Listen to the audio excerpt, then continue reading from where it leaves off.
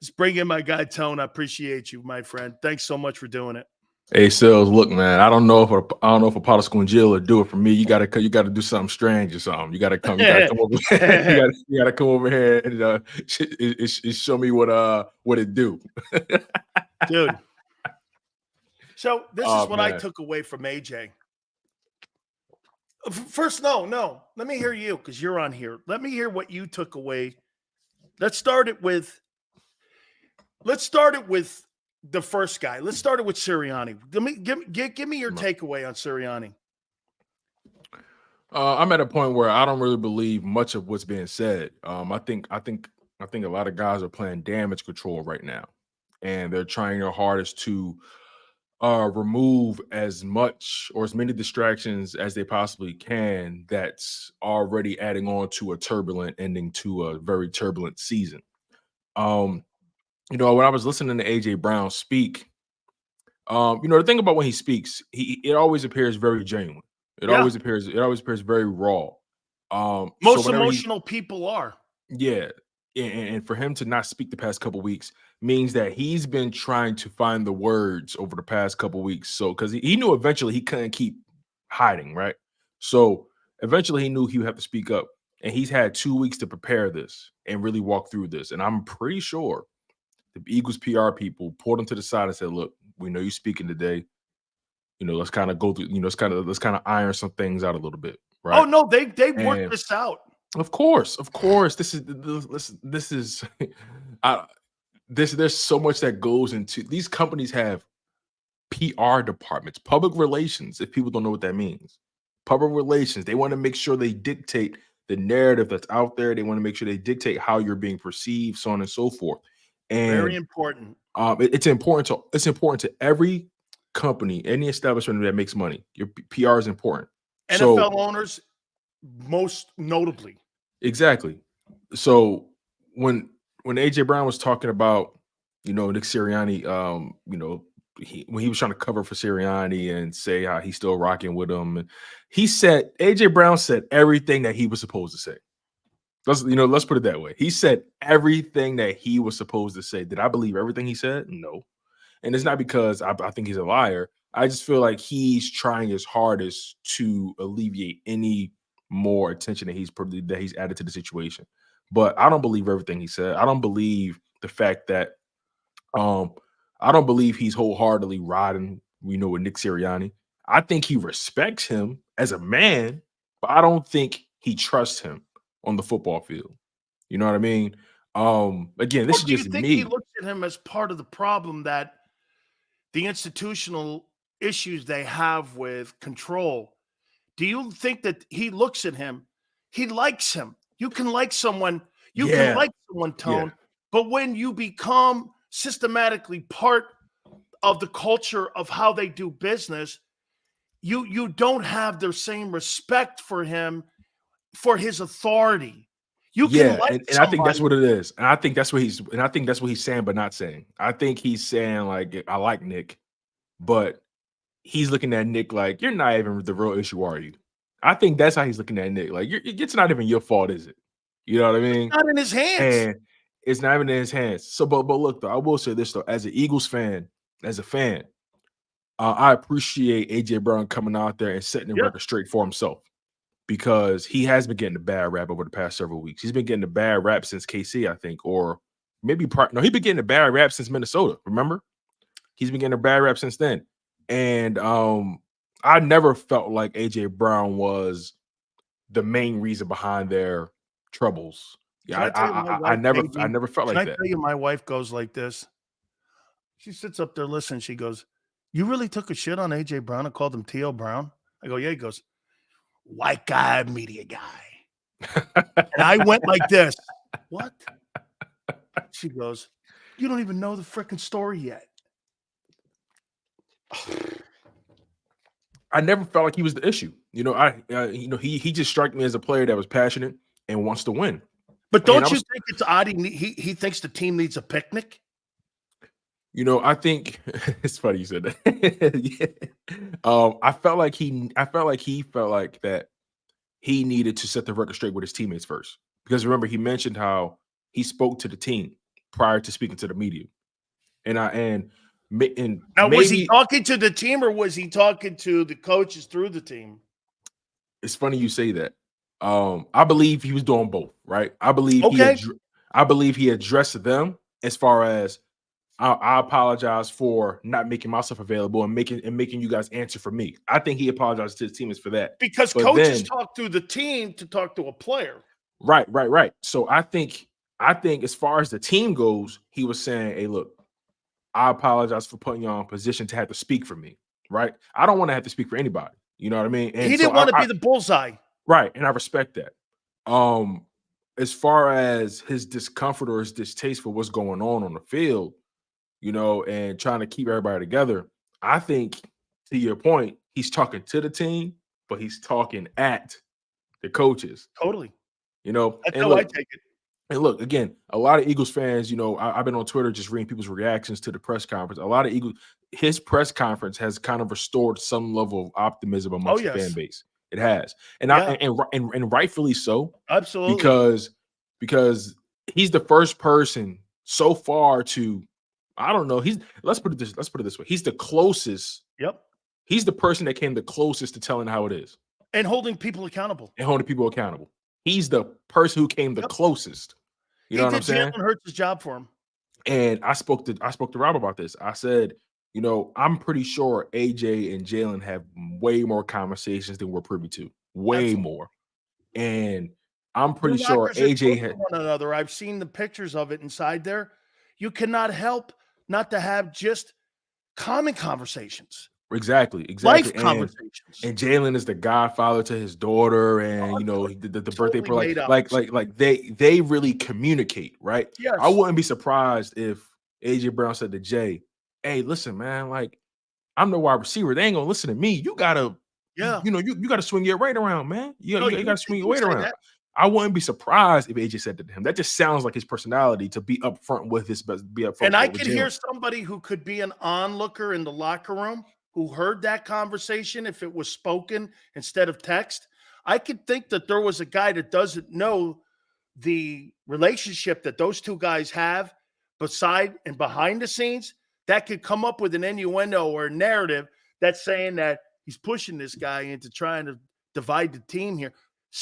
And it could be some outlier guy that it's maybe said something to a media guy.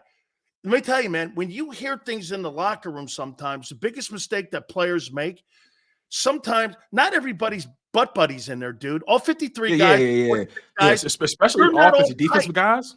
right? Like you They're play. not all tight like that. It's not. It's like two different. It's like two different. Yeah, dude. The defenses and the offenses are completely different sometimes. The guys who with the longevity in the building, and I would say this to you, guys like Kelsey, guys like Graham, Fletcher Cox, Hurts, those are the guys that are trying to keep it together. Mm-hmm. Okay? Now, I'll tell you something he did say that made me now have even less respect for Nick Sirianni. Dude, that whole press session that he had on that Seattle play was manufactured and made up. AJ goes like this. There was no play. There was no play. I don't. He fell on the sword. Well, then why did you feel compelled to come out in front of the media that's the thing. and manufacture a lie? I didn't, I didn't understand that, and I respect AJ for saying, "Hey, look, I don't think AJ realized what he did there by saying that. Of course not. Like, I don't think he realized it either. I think he genuinely felt like, hey, look, we're rocking with Nick because he's rocking for us. Yeah, I think that's how he looked at it. He's genuine, and I understand that logic, right? But on the outside looking in, now it makes Nick Sirianni look more like a bullshit artist. Yeah, it's like, what was the point in Nick Sirianni even making that up? He made that up. Like, all you had to do was say, yeah, we had a player drawn up, it didn't work out. Move on. Like, he created. I thought I was reading the hit and run story. He created a whole fabricated lie. Just, he doesn't even know how to lie well. What I'm saying? But what's the point? What's the point? What's the goal? What's the end game? So, again, I have no problem with. Why are they afraid of constructive criticism? A lot of people can't handle it, man. A lot of people So can't your handle somebody being. organization can't handle constructive criticism. I'm going to say this It's to you starting too, to appear Tone. that way. The reason that the coaches don't throw shade on the players is because that would be the first shot across the bow for the players to fire back. So the Mhm. players, they're frustrated because they can't say anything because the coaches are constantly covering for the front office. And that is the rub. The players want to say something so bad that their actions are showing you, my God Almighty, this is so simple to look. Just And you know watch what it the thing. and you know what it always circles back to? Control. Think about Totally. think about how many strings are being pulled throughout all this nonsense. And we have a football game on Sunday. Just think about all the strings and all the different things that have been thrown out there for us to listen, read into. And look, AJ Brown did what he was supposed to do, and I'm glad he did it. He restored some optimism in the fan base, which I appreciate and I respect. And this now at this point in the season, this situation can go one or two ways. This can either galvanize some guys, or this can have this team just crumble to oblivion. Maybe airing it out helped them. And I'm a firm believer that airing out things get you that much closer to a solution. I'm a firm believer in that, right? I do. I can be abrasive. I can be too honest. I'm not a good liar. If you lie to me once, I have a problem with you at any point going forward. I'm there too. I don't do well with deception. So I appreciate AJ Brown being as candid as he could possibly You know be. why I don't have a lot of friends, Tone? Because most people lie to you. Yeah. And I can't take liars. Yeah. And There's no I'm not reason to gonna lie to me. no reason. You It's lie so to funny. strippers. I'm so You glad don't you lie said to that. your friends. Like, I'm so glad you said those exact words. There's no reason to lie to me. Yeah, you Why, don't have to, why, there's no reason to you ain't lie to gotta lie one to lie. me. If Not you even lie just to me, that. you'll lie to I could you'll lie. take If you lie to me, you'll lie about anything.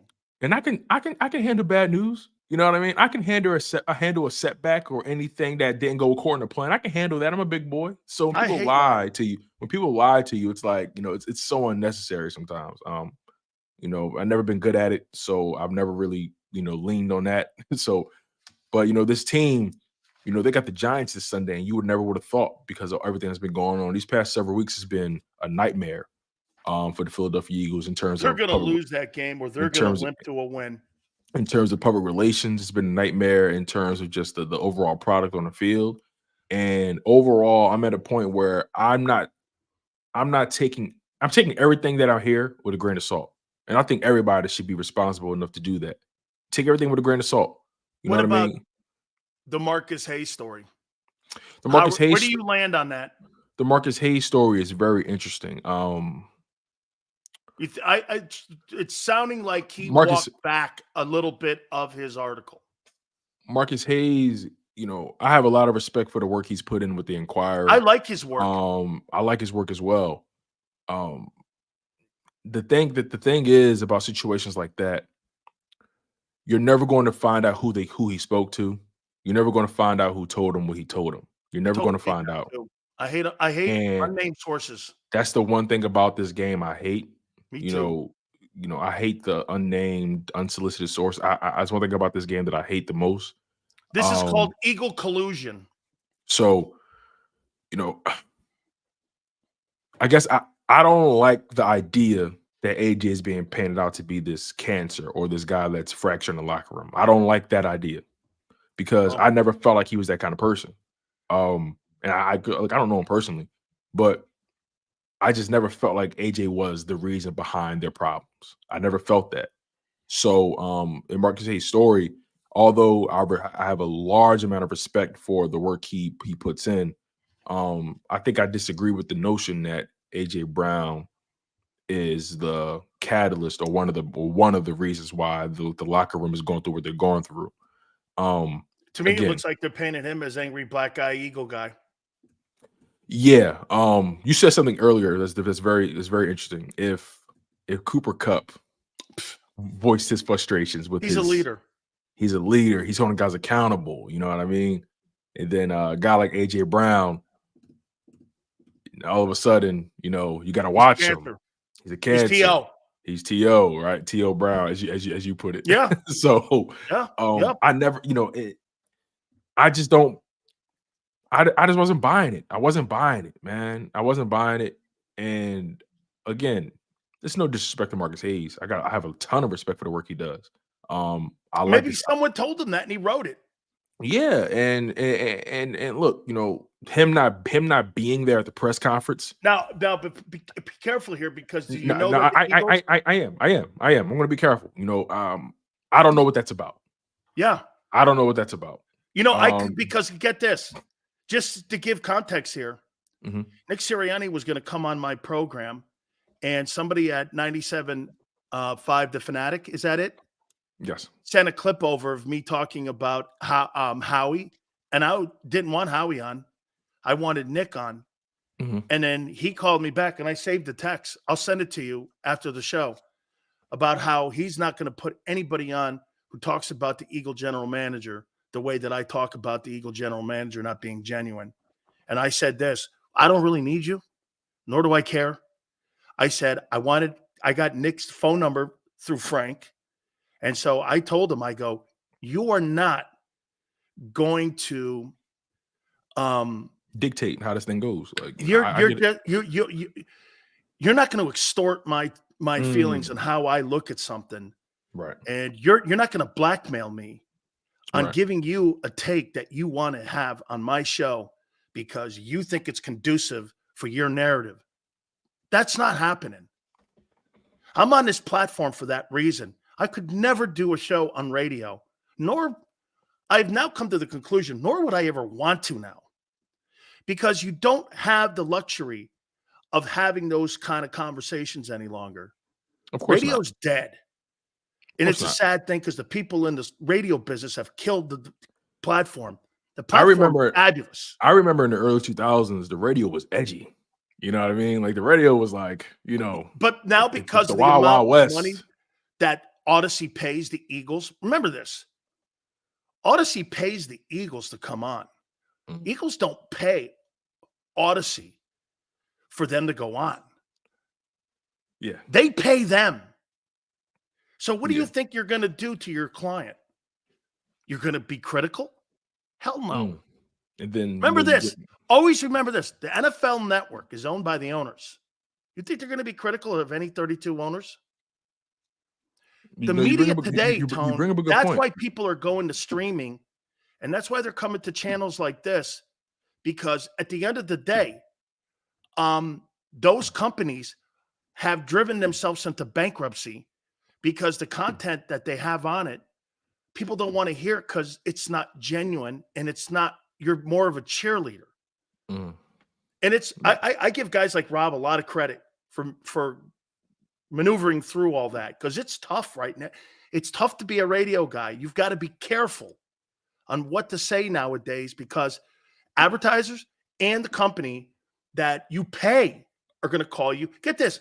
Think about this. Odyssey pays them millions and millions and millions of dollars to air the Eagle games.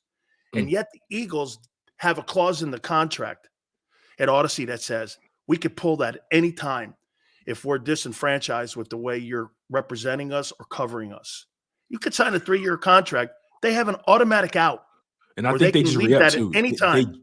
And I think they just re-upped this year, Yeah. earlier this year, or last year, excuse me. Massive money. They just re-upped. Get this. They pay them. And yet the Eagles dictate content.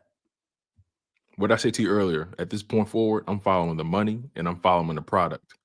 And, you know, again, I don't know why I don't know why Marcus Hayes wasn't there. And I'm not gonna my money's on. And I don't want to pretend like you said. I want to be careful because again, I have a lot of respect for all parties involved. I don't know why he wasn't there. I can't begin to think why. Marcus Hayes doesn't strike me as the kind of reporter who would run from anything. He doesn't strike me as that. I've seen him on Bird 365 a lot. He's been on Sports Take. Bob worked in San Francisco when I was in San Francisco as the PR rep. I know who he is. I know what he's capable of doing. Marcus Hayes is a very upfront guy. He doesn't strike me as the type to run from anything. So for him not being there, it's something to think about. But overall, this Eagles team, they have way bigger fish to fry than just reports and PR, faux pas. Like they got to worry about the Giants, they got to worry about this playoff run. Can they find a way to rally the troops and be competitive again? Can they be competitive again? That's Is a it too sad far part. gone? I think the defense is. I think the No, no, defense no. is too far gone. Is the culture in the building, no, is the culture in the locker room too far gone? Or is the No, leadership? I don't think See, so. I think the leadership is strong enough to overcome this. Yes, I agree. Yes, I agree with that. I don't think from that perspective it's too far gone because you got too many. You got too many grown ass men in the Yes. building with families, with wives, with they've been through a lot. You got Super Bowl champions in that building. Like it's too much equity, too much clout in that building for them not to stand tall. That's why I'm so glad AJ Brown, you know, put it all out there today. You know what I'm saying? As buttoned up as he was, I felt like he was very, very brazen in how he felt about things. And that he understands that regardless of what's going down, we all frustrated. I'm frustrated because we know damn well we're better than what we're playing. We know damn well what we've been putting out there is unacceptable. He addressed all those things. So I think him doing that, like I said, it's either going to do one or two things. Either they're going to rally behind those comments, because prior to the Cardinals game, he took everybody out. He took everybody out and said, "Look, man, let's get away from the game for a little bit. Let's just get back to us." You know what I mean? Let's make sure our relationship is intact. So I think the team always knew AJ Brown was legit.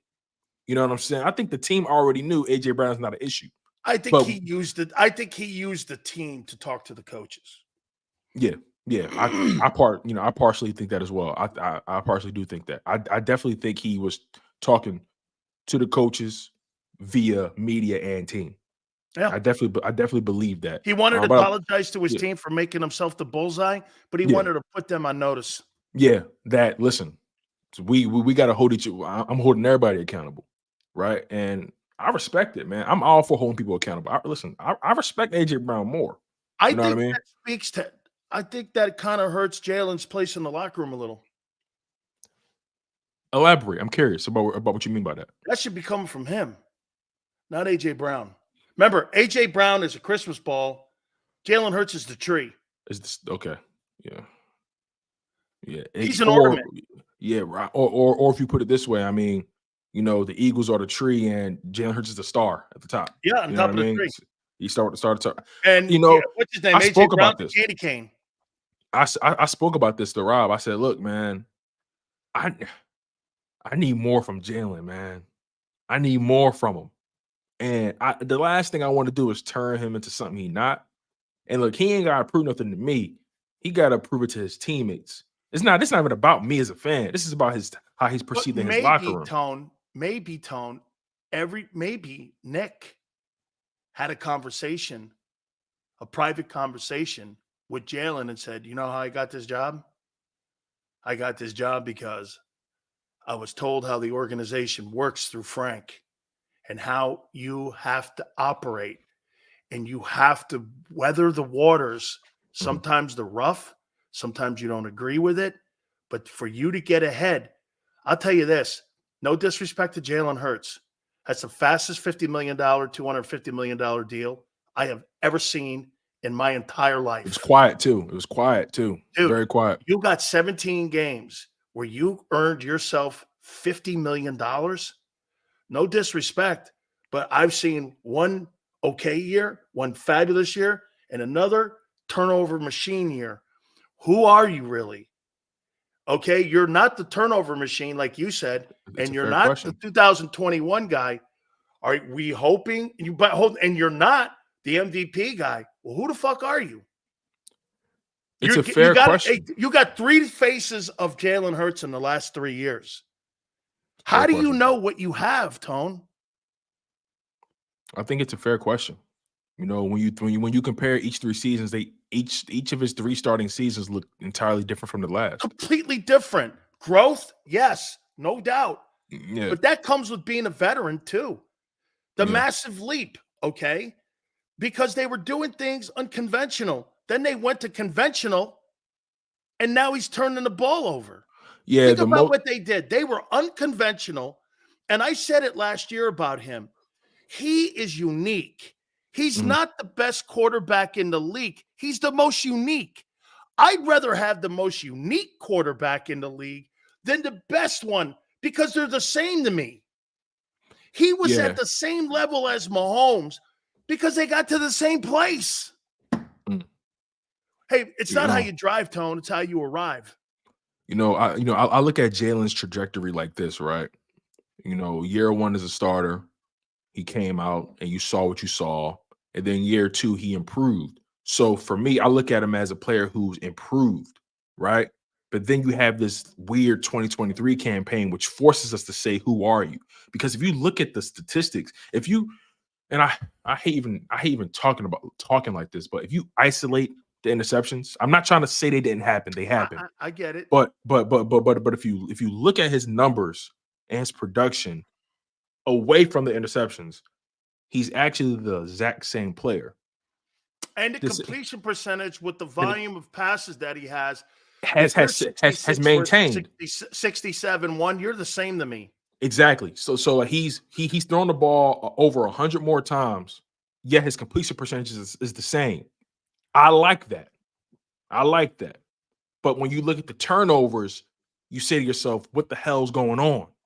So I think that's why judging Jalen Hurts right now is so frustrating for a lot of people, because you see year 1 as a starter, and then you see year 2, and you see the growth. You say, oh, okay, this kid's getting better. And then year 3, you see him sustaining, but then you got turnovers. They're telling him where confusing. to throw the ball. Last year, he knew where to go with the ball.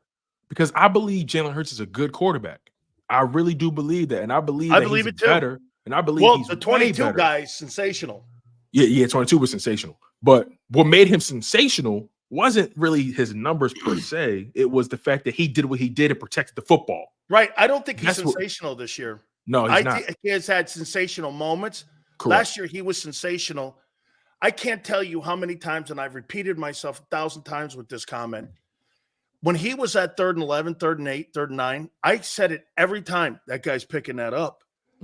He picked it up almost 90% of the time. He was insane breaking D coordinators' backs. Yeah, and the thing is, even now, believe it or not, the Eagles on 3rd down actually still are, I think, top 10. You know, they've definitely taken a step back in a lot of areas, and the product, you know, when you watch it play by play, the turnovers dilute all these topics. The turnovers make it look like if he even he has 18. If he had 9 turnovers, this season will look totally different. Tone, if he had 9 turnovers, he'd be the leading candidate for the most valuable player award. Because he has 38 touchdowns. He has 38 touchdowns. And he has 38 touchdowns, over 3,800 passing yards right now. He has, I believe, around 500 or 600 rushing yards, if I'm not mistaken. No, Prince. That's not true. For 7 games, Nick called the plays. Then they yanked it away from him. He did not call the plays in the first year. Go ahead, Tone. I'm sorry. No. Yeah, right. He called plays. Not true. Yeah. Shane took over in the Chargers game. And going forward. When they were 2-5, they yanked it from him, and they gave it to Shane. Exactly. That's when the season turned around, and they saved Sirianni's career. I want to play a game with you. Okay, let's do it. I want to play Monday Morning Quarterback with you on Howie Roseman. Okay? Comes to your mind. And again, this is just over the last 3 years, I believe. Yeah, 3 years. Okay? Devontae Smith or Michael Parsons? Who would I rather have? Yeah.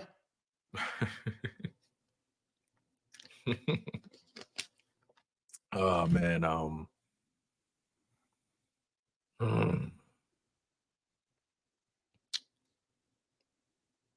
that's tough, man. That's tough. I think both of these players are elite in their own right.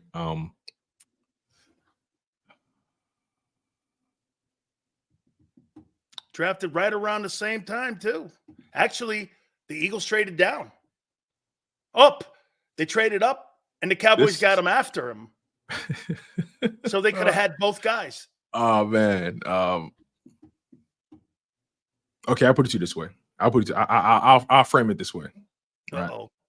Here comes the mayor. You know how I always talk about premium positions, right?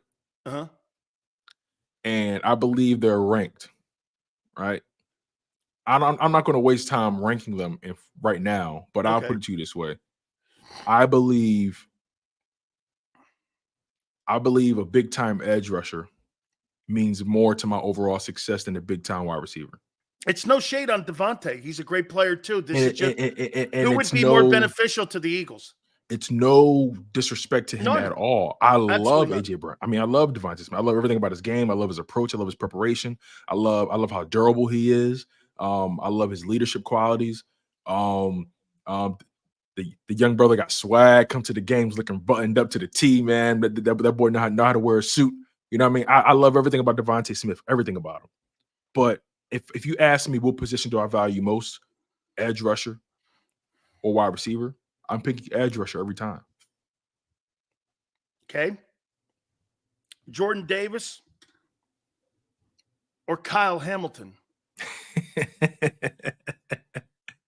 You know what's so funny? Based off everything we're just that having we've seen, fun here. Come on, Tom. We're just having some fun here. This don't feel like fun, though. This don't feel like fun, though. This don't feel like fun, my man, at all. Man, he's Tone's now. You know what? He's not only know he's a Capricorn, he sees right through me now. It's not good. Yeah, I know it's your birthday and all, but this don't feel like fun. Okay, but I'll indulge you. I'll indulge. So you said Kyle Hamilton or Jordan Davis, right? Yeah.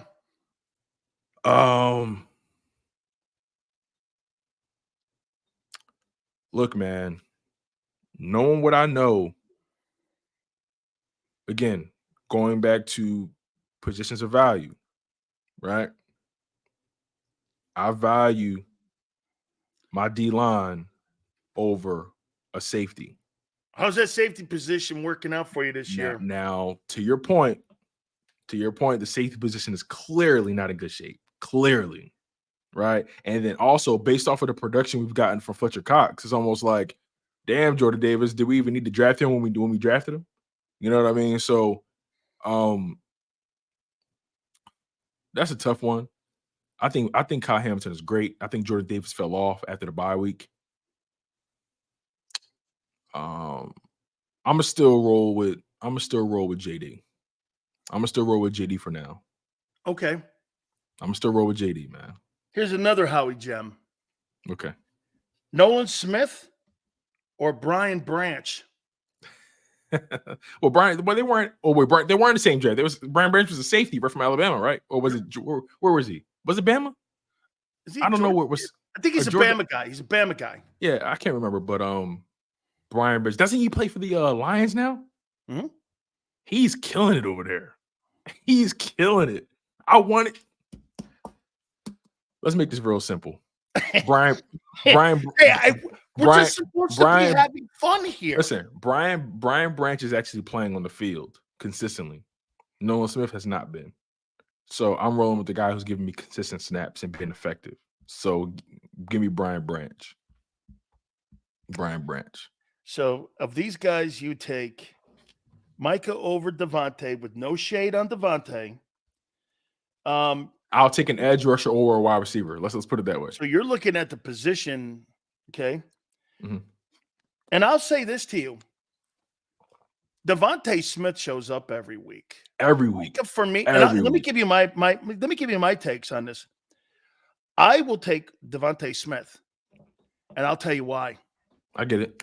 Because Micah Parsons doesn't show up when I need him in big games. Devontae Smith shows up in big games all the time. That's true. That's true. If you get him the ball, he's there for you. He never complains. He never bitches. He never talks about himself being better than they are when they're not. He's a true professional. My opinion. He's a consummate pro. And I think that this guy's trending to being a Pro Football Hall of Famer. And I love how low-key he is. I love how I'm taking him all night long. Yeah. You know, again, I You totally think if get it. Michael Parsons was playing for the Tennessee Titans, do you think people would be looking at him in the same light? No, because I mean he plays. But if Devontae Smith was playing If with Devontae was the in Chicago Dallas, Bears, they would be still. if Devontae was in Dallas, Shit. what? They wouldn't know CeeDee Lamb's name. You know what I mean? So like, it's just, again, man. Like I think Devontae Smith is a top. I think Devontae is a top 10, top 12 receiver in this league right now, and the fact that he's a number 2 in Philly and he's a top 12 receiver is insane. I think Devontae is spectacular. I love everything about his game. It's just that if I'm building a team, I gotta go trenches first. If I'm building a team, I gotta go edge rusher first. Now you're talking Myles Garrett to me. I'm not going anywhere near Smith. Now, if you would have said that guy, if you would have said Myles Garrett or yeah. if you know what I mean, I'm like, okay. Let me ask you this, right? Let me ask you this: if you're building a team, what's the first position you're drafting? Offensive tackle. I assume left. Left. What's the next one? Defensive tackle. And then your third. Wide receiver. So left tackle, so O-line, D-line, then skill position. I respect that. Cornerback would be my next. Then somewhere in that process, you have to remember something. Quarterbacks are like leaves on a tree. And Arizona is the prime example of that. Josh Rosen, Kyler Murray, all the guys that they've drafted over the years. Mm-hmm. They keep taking swings and misses. Finding that guy that fits a system, you need first the coach to find the coach. You have to have complete confidence that the coach has a system. Not every guy coming out in the draft can play for Sean Payton. Not every guy coming out of the draft we saw with Trey Lance can play for Kyle Shanahan. Right. Okay? You've got to find that dynamic that matches up. There's a reason, Tone. Bill Walsh, Joe Montana, Steve Young. Chuck Noll, Bradshaw. North Turner, Jimmy Johnson, Troy Aikman. All these guys built systems around their quarterbacks so that their quarterback, Troy Aikman, was never going to throw the ball more than 25 times a game. Why? Because he had a third down receiver and he had Emmett. But you have what you have in Philly right now. You want to put up big attempts, big numbers. Don't win games. You got to win games. The quarterback position is almost the last position that you bring in because unless you see, like, here's a great example. Are you going to draft Caleb Williams really over Michael Penix? I don't know. If I'm the Giants, I'm looking at Michael Penix at 5, and I'm sitting there going, I just gave this guy Daniel Jones. Are you really going to pass on a guy who I watched in a game against Texas with 60 5-star guys own him? He threw for 400 yards. He cooked them. And I'm like this. And he ran more than he wanted to because he got hurt at Indiana when he ran. I'll tell you this, man. I would take a swing at Michael Penix before I would take a swing at that guy crying in the stands, Caleb Williams. I don't believe in Caleb Williams. That something guy, off Michael about him, Penix, right? I think Michael Penix in Washington can beat Michigan. I don't know. This is funny, right? It's funny. Like it's something about Caleb Williams that seems off to me. I don't know. I think it's a character thing for me. Something seems off. But not that he's a bad guy. No. It just seems that there's a character thing in crunch situations. Like he can't beat Utah. He can't win a Pac-12 title. He can't beat big teams. Well, if you can't beat big teams in a conference that's going away, how are you going to win in the NFC East?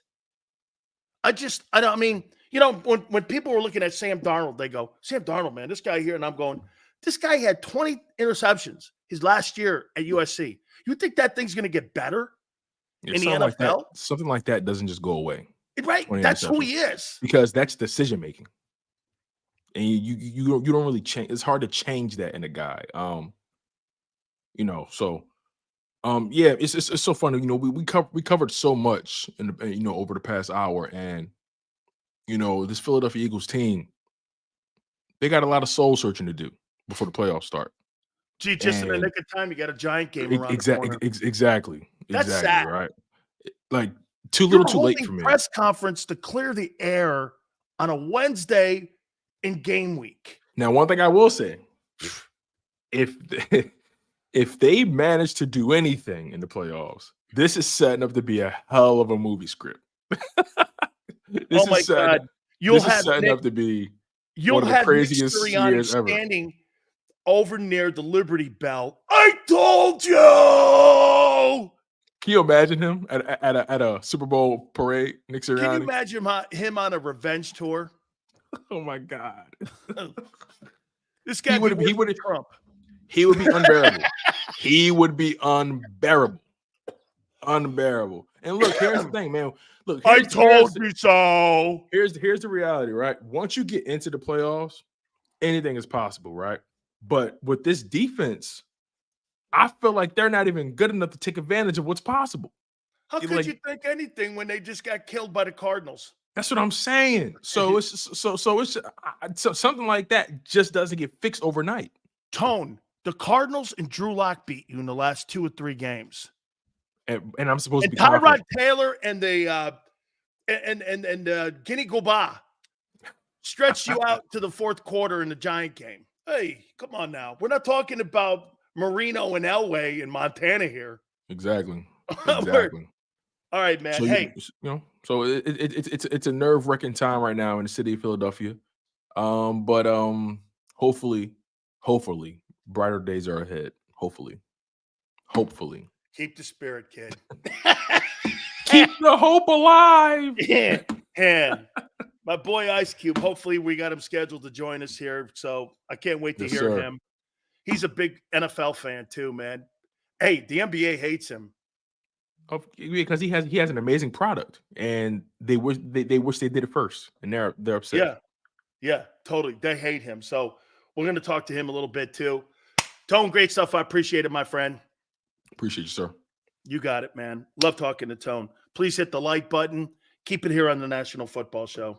Eat chicken wings, buy Hooters things. Christmas is near. Shop, have a beer. Christmas shopping shouldn't be hard. Give your friends a Hooters gift card. This year, stuff their stockings and yours too with a one-size-fits-all gift card. Buy a $25 Hooters gift card and receive a $5 Santa's bonus card. Make it Hooters for the holidays. Eat chicken wings, buy Hooters things. Christmas is near. Gift cards are here. Good at Hooters everywhere now. Hooters gifts are always favored.